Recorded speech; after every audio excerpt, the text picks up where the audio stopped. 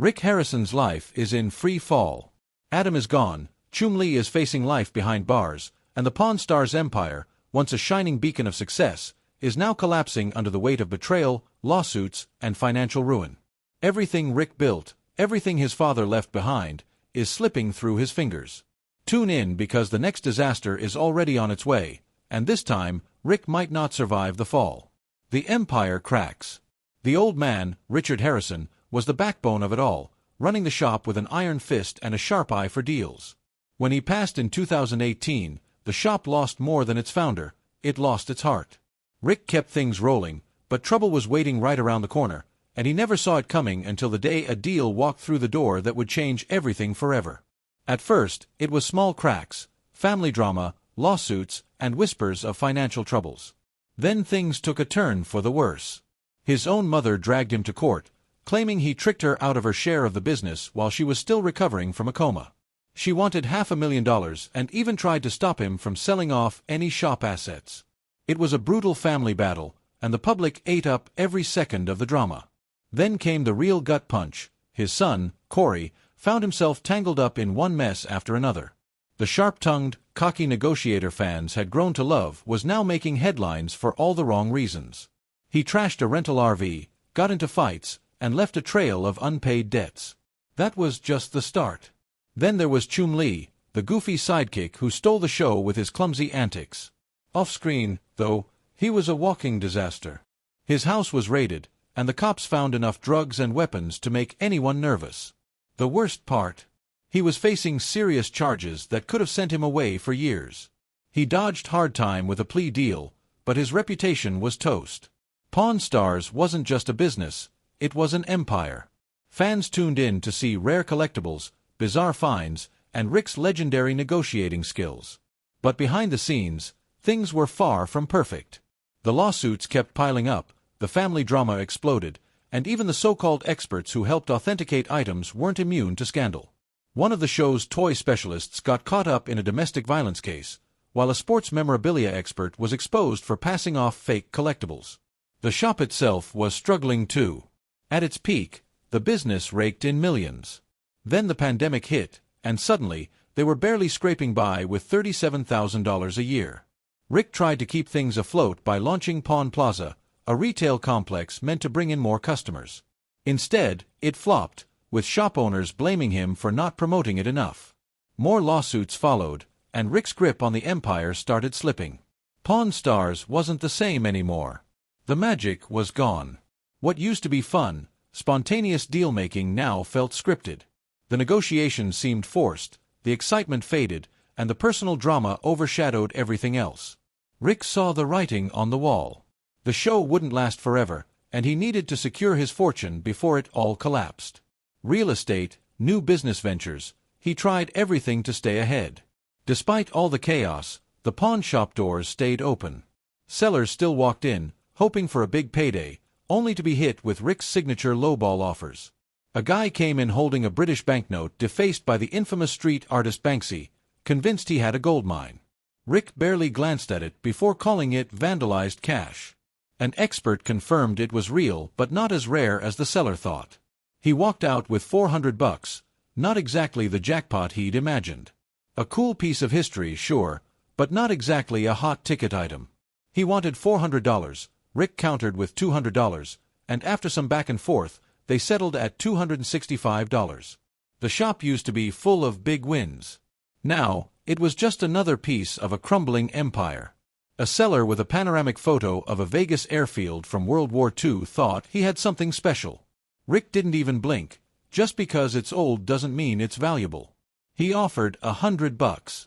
The seller walked out, crushed. A Civil War-era revolver showed up next. Rare, yes, practical, not so much. The seller wanted $1,800. Rick brought in an expert who confirmed its authenticity but pointed out why it wasn't exactly a popular gun back in the day. Rick offered $800. The seller fought back, hoping for at least $1,250. In the end, he walked away with $1,400, still feeling like he lost the battle. A signed baseball from the legendary 1951 Yankees team should have been worth a fortune.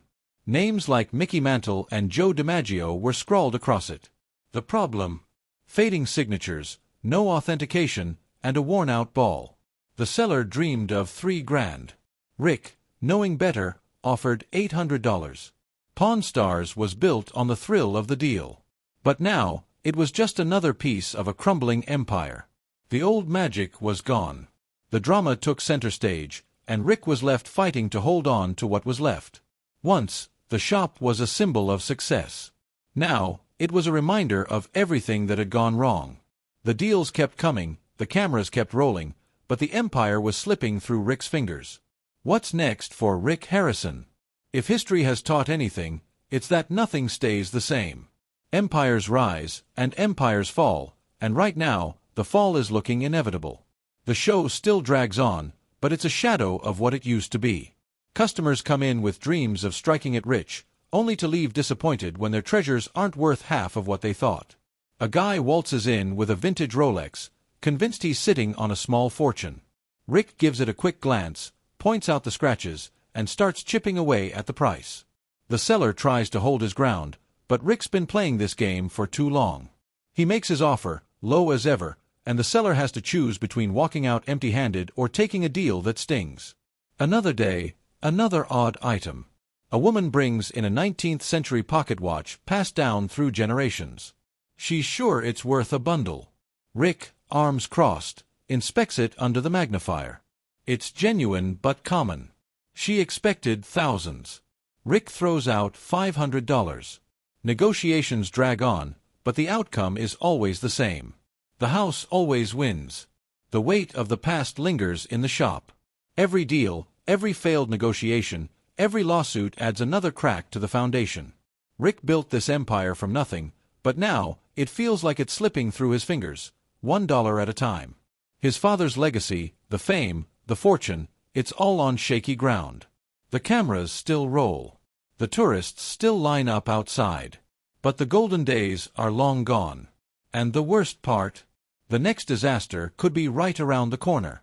Man, things just keep hitting harder than a bad bet at the blackjack table.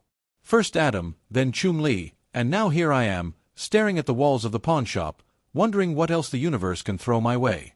The shop used to be a place of deals, of characters. No. It's just another story of an empire crumbling before our eyes. Walking through the door with their wild collections, I did what I do best, turning someone else's forgotten treasure into my next big score. But now, it all feels like an echo of what used to be. Some days are routine, but then something unexpected walks through the door, bargaining with ghosts, statues, and masters. Remember when the shop was buzzing? Like the time that guy walked in cradling a homemade Ghostbusters proton pack like it was a newborn baby. He had the whole thing wired up with lights, buttons, sound effects, the works. Thought he had a gold mine and asked for $2,000 like it was an original screen-used prop. The old man barely even looked at it before scoffing. Collectors exist, sure, but they prefer building their own toys rather than buying someone else's DIY job. The old man threw out a $1,000 offer, firm. The seller hesitated, probably thinking about the blood, sweat, and late-night soldering that went into it, but in the end, money talks. He walked out, pockets heavier but heart a little lighter. Then there was that massive wooden Indian statue, tall, imposing, the kind that used to stand outside an old-school tobacco shop beckoning customers inside. This one came with a backstory. The guy who brought it in had sentimental ties, his granddad's store, childhood memories, all that. But nostalgia doesn't pay rent, and he was ready to cash in. He threw out $900 as his ask. The old man just grinned, shook his head, and countered with $400. The seller tried to push for $600, but let's be real, how many people out there are hunting for a giant wooden statue? He caved. $400. Another day, another deal. Art was always a wild ride in this business. One day, someone waltzes in with what they swear is a Picasso vase, the kind that looks like an owl. Says it's from the 40s or 50s, part of some limited run. Sounds fancy, right? But Picasso made these things in batches, hundreds at a time. The seller had been sitting on it for over 3 decades, convinced it was a hidden jackpot. He threw out $35,000 as his magic number. Bold move. No way we take that at face value. Time to call in an expert. The guy knew his stuff, verified the stamps, checked the markings, confirmed it was real and, crucially, in mint condition. Thing is, online listings mean nothing. Sure, some dreamers post these for $60,000, but reality? More like $25,000 tops. Rick went in low, $15,000, expecting the usual back and forth. The seller wasn't having it. They haggled, each side testing the other, and in the end, $17,000 sealed the deal. Not bad for an old vase collecting dust for decades. Then, just as we were catching our breath, another Picasso piece showed up, a framed print from the 50s called Goat Skull on Table. The owner had it appraised ages ago and thought $16,000 was fair. We had to check with our own expert, of course. Turns out it was an aquatint etching, fancy, but not exactly hand-painted. Valuable? Sure. Worth $16,000? Not even close. The final offer. A cool grand. The seller hesitated but took the deal. Another Picasso, another payday. And just when it seemed like things were settling down, another curveball came flying in. 6 Picasso etchings from an old book. Seller wanted $5,000, banking on the magic of Picasso's name alone. But here's the catch. Not everything with his name sells for millions. Some stuff barely scrapes together a few hundred. We brought in an expert who confirmed they were real and from a signed book, which bumped the value. Still, Rick wasn't dropping $5,000 without a fight. They went back and forth, settled at $6,000. The seller walked away happy, and we had another set of Picasso prints on the shelf.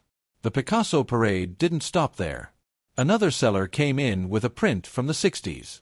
Problem: no paperwork. In the art world, missing documents are a giant red flag. Rick had his go-to art guy check it out. It was real, but without Picasso's signature, it wasn't exactly a gold mine. Market value: $2,000 to $3,000 at best. The kicker: the seller's family had bought it on a cruise ship for $9,000. Talk about buyer's remorse. Rick threw out a $1,500 offer.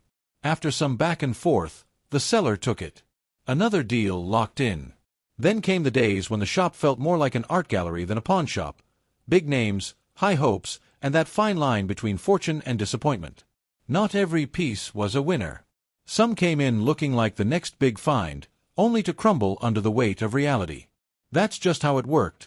One deal was a jackpot, the next was a bust. And through it all, the old man watched over everything with that signature scowl, making sure no one got too carried away. Was Rick's offer a smart business move or a lowball hustle? Should buyers take more responsibility, or is it on sellers to be honest? Comment below, like, and subscribe.